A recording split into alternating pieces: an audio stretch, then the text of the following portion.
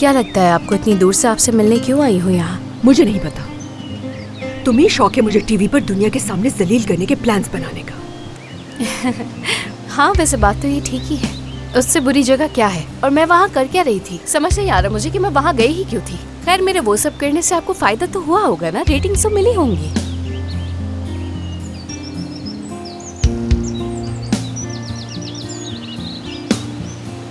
वही सब तो भुलाने के लिए आई हूँ यहाँ,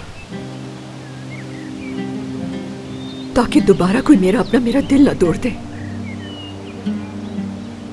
अब बर्दाश्त नहीं होगा मुझसे, मगर तुम्हें जरा सी भी शर्म नहीं आई। इतने दूर आ गई दोबारा मुझे हर्ट करने के लिए तुम।